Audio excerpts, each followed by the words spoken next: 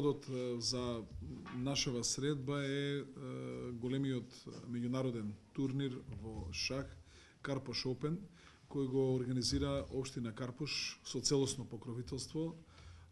Вкупните средства кои што ќе потрошиме за овој наш турнир се околу 35.000 евра. Се организира по втор пат. Прв пат беше минатата година и се одржуваше во салата која што имаше реплек.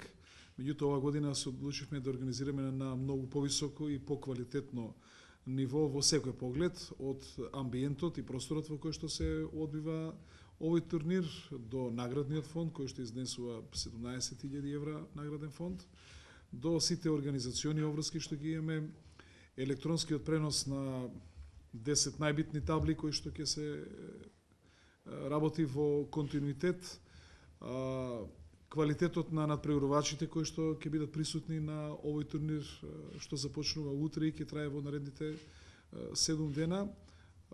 Одлуката падна да тоа биде во Александар Палас, да со селата логистика што може да ја даде Александар Палас за ваков меѓународен турнир.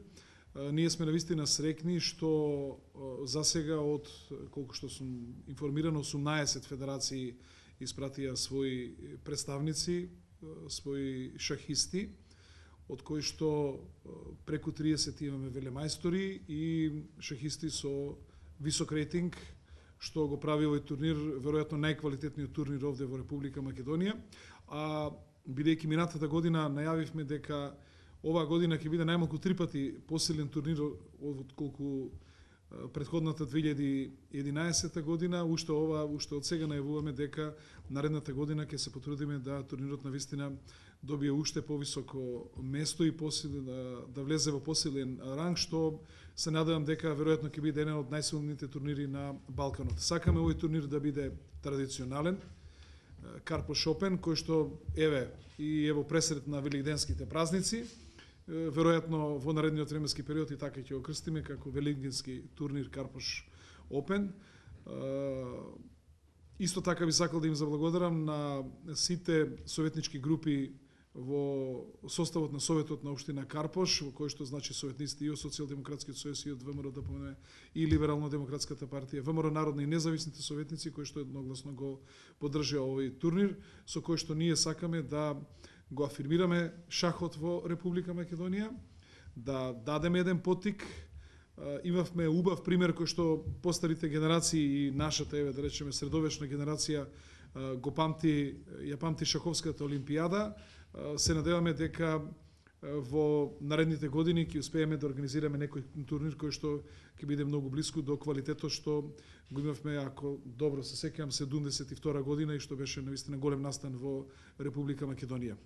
Јас сум навистина изненаден и од една друга работа, тоа е од ентузијазмот што го покажуваат нашите пријатели од шахот, поготово од нашиот клуб Гамбит Асеко, кој што сме ние и кофинансиери на овој клуб заедно со фирмата Асеко, и голема благодарност до нив што веќе во сите основни училишта организира шаховски школи и организирање на нашата училишна лига во шах, во која што се надпреваруваат повеќе од 90 ученици. Можам да кажам дека е меѓу 10 најдобри во Европа.